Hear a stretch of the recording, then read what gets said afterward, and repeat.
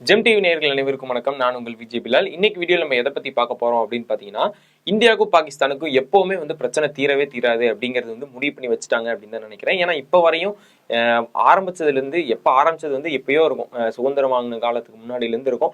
So அப்பையில இருந்து இப்ப வரையும் இந்தியா பாகிஸ்தான் பிரச்சனை அப்படிங்கிறது நிக்காம போய்கிட்டே தான் இருக்கு.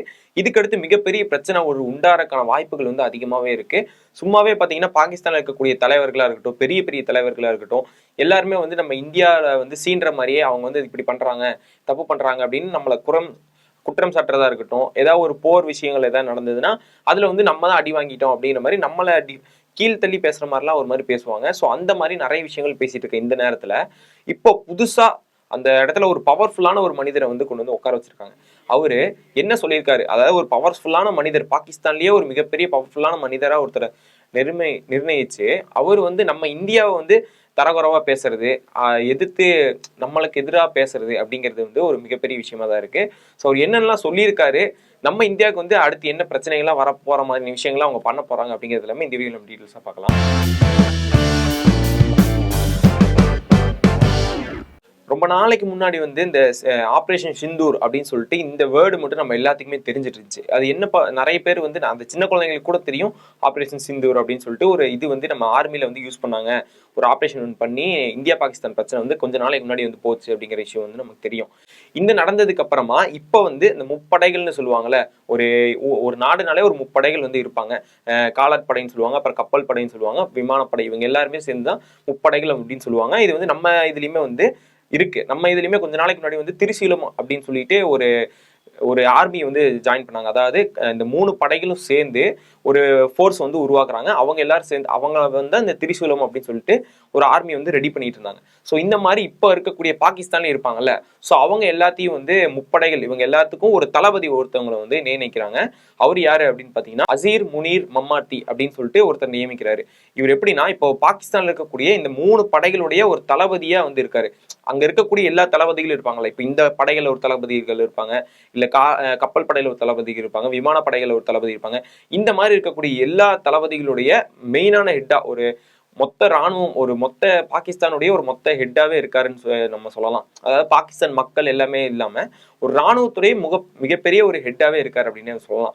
இவர் இப்ப ஆட்சிக்கு வந்தப்போ இவர் எதை பத்தி பேசியிருக்காரு அப்படின்னு பாத்தீங்கன்னா, நம்ம இந்தியா போன டைம் தோக்கடிச்சிட்டாங்க, இந்த மாதிரி ஆபரேஷன் சிந்து டைம்ல இந்த மாதிரி நாங்க இருக்க மாட்டோம், இதுக்கப்புறம் ஏதாவது அந்த அத்துமீறி உள்ள நுழையிற மாதிரியான வேலை, இல்ல வேற ஏதாவது நம்மளை சீன்ற மாதிரியான வேலை, இந்த மாதிரி விஷயங்கள்லாம் இந்தியா பண்ணாங்கன்னா திருப்பி கொடுக்கக்கூடிய பதிலடி ஒரு மிகப்பெரிய பதிலடியா இருக்கும் அப்படின்னு சொல்லி மிரட்டலா இதை பேசியிருக்காரு. இது மட்டும் இல்லாம இதுக்கடுத்து எங்களுடைய தாக்குதல் இந்தியா கணிக்கவே முடியாது அப்படிங்கிற மாதிரிலாம் பேசியிருக்காரு. அதாவது நம்ம இந்தியால இருந்து ஏதாவது ஒரு சின்ன வேலையா ஏதாவது ஒண்ணு பண்ணிட்டோம், அதாவது அங்க இருக்க அந்த பார்டர் லைனா இருக்கட்டும், இல்ல ஆக்கிரமிப்பு பணிகள் மாதிரி ஏதாவது ஒரு விஷயம் உள்ள வந்துட்டாங்க, பாகிஸ்தானுக்குள்ள நுழைஞ்சிட்டாங்க அப்படின்னா மிகப்பெரிய விளைவுகளை இந்தியா சந்திக்க நேரிடும். இது வரைக்கும் இந்த மாதிரியான ஒரு விஷயங்களை அவங்க பார்த்திருக்கவே மாட்டாங்க, அந்த அளவுக்கு எங்களுடைய தாக்குதல் பெருசா இருக்கும் அப்படிங்கிற மாதிரி சொல்லியிருக்காரு.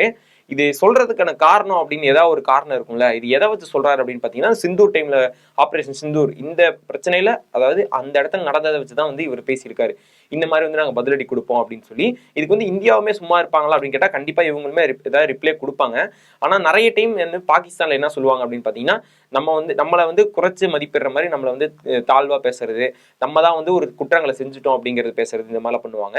இப்போ இவங்களுக்கு திடீர்னு இந்த மாதிரிலாம் பேசுறதுக்கான காரணம் என்ன அப்படின்னு பாத்தீங்கன்னா, கொஞ்ச நாளைக்கு முன்னாடி தான் புதின் நம்ம ஊருக்கு வந்திருந்தாரு, மோடி அவர்களை பாக்குறக்காக நம்ம இந்தியா வந்திருந்தாரு.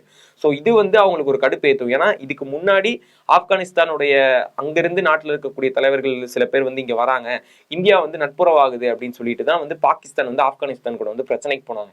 ஸோ அதே மாதிரி ஏதாவது ஒரு பிரச்சனை உண்டாக்கணும்ல, அவங்களால சும்மா இருக்க முடியாது, ஏதாவது ஒன்று பேசணும் அப்படிங்கறக்காக அதாவது நம்மளை ஏதாவது ஒரு சீண்டணும் அப்படிங்கறக்காகவே இந்த புடின் வருகை பிடிக்காததுனால இந்த மாதிரிலாம் பேசுறாங்க அப்படின்னு சொல்லி தோணுது. ஆனா உலக நாடுகள் அமெரிக்கா மட்டும்தான் ஒரு பெரிய நாடு அப்படின்னு சொல்லி பேசாம, இல்ல அதுக்கு மேல பெரிய நாடுகளும் இருக்காங்க, அவங்களுக்கு ஈக்குவலா நிறைய நாடுகள் இருக்காங்க அப்படின்னு சொல்லி அரபு நாடுகளா இருக்கட்டும், ரஷ்யா, அதுக்கப்புறம் பாத்தீங்கன்னா சைனா, இந்த நாடுகள்லாம் இருக்காங்க.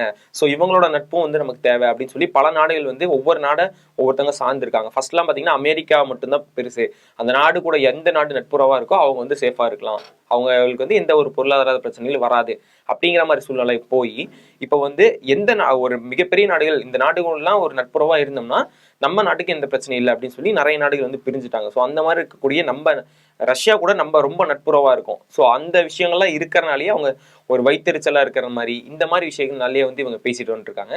இவர் மட்டும் இல்லை, அந்த நாட்டுடைய பிரதமராக இருக்கட்டும், அதுக்கப்புறம் ஒவ்வொரு அரசு தரப்புல இருக்கக்கூடிய ஒவ்வொரு ஆட்சியாளர்களாக இருக்கட்டும், இல்ல ரொம்ப அந்த ராணுவ தளத்துல இருக்கக்கூடிய மற்ற தளபதிகளா இருக்கட்டும், யாரா இருந்தாலும் எல்லாருமே வந்து என்ன சொல்றாங்க அப்படின்னு பாத்தீங்கன்னா, இந்தியா வந்து அடுத்து நாங்க கொடுக்கக்கூடிய பதிலடி மிக பெருசா இருக்கும், மிக பெருசா இருக்கும். இந்தியா வந்து பார்த்து இருந்துக்கணும், ஜாக்கிரதையா இருந்துக்கணும் அப்படின்னு மிரட்டல் மட்டும் தான் வச்சுட்டு இருக்காங்க. என்ன பண்ணாலும் நம்ம இந்திய ஆர்மி வந்து எதுவுமே பண்ண முடியாது அப்படிங்கிறது வந்து அது ஒரு மிகப்பெரிய நம்ம வந்து ஒரு சப்போர்ட்டா அதை நம்ம யோசிக்கலாம். ஏன்னா நமக்கே தெரியும் சிந்தூர் டைம்ல என்னென்ன நடந்துச்சு. இதுக்கு முன்னாடி நடந்த இந்தியா பாகிஸ்தான் வார்லையுமே வந்து என்னென்னலாம் நம்ம பண்ணியிருக்கோம். இதுக்கு முன்னாடி சின்ன சின்ன போர் நடந்தாலும் சரி, எந்த ஒரு தாக்குதல் நடந்தாலும் சரி, நம்ம இந்தியன் ஆர்மி வந்து எப்படி திருப்பி அட்டாக் பண்ணுவாங்க அப்படிங்கிறது எல்லாமே நமக்கு தெரியும். ஸோ நமக்கு வந்து எந்த விதமான ஒரு பயமும் இல்லை. அவங்க வந்து அவங்க பாட்டுக்கு பேசிட்டு போட்டோம் அப்படின்னு சொல்லி நம்ம விடுறது மட்டும் இல்லாமல் நம்ம எப்பவுமே சேஃபாக தான் இருப்போம். ஏன்னா நம்ம இந்தியன் ஆர்மியும் அதுக்கு நீங்கள் எப்படி வந்தாலுமே நீங்கள் என்ன ட்ரம்ப்பே உதவி கூப்பிட்டு வந்தாலும் எங்கள் பக்கம் ரஷ்யா இருக்காங்க, எங்கள் பக்கம் நிறைய நாடுகள் சப்போர்ட் இருக்குது அப்படிங்கிற ஒரு தைரியத்தோடய முன்னாடி நிற்பாங்க அப்படின்னு சொல்லலாம். ஸோ இந்த விஷயத்தை பற்றி உங்களுடைய ஒப்பீனியன் என்ன அப்படிங்கிறத வந்து கீழே கமெண்ட்ஸில் சொல்லிட்டு போங்க.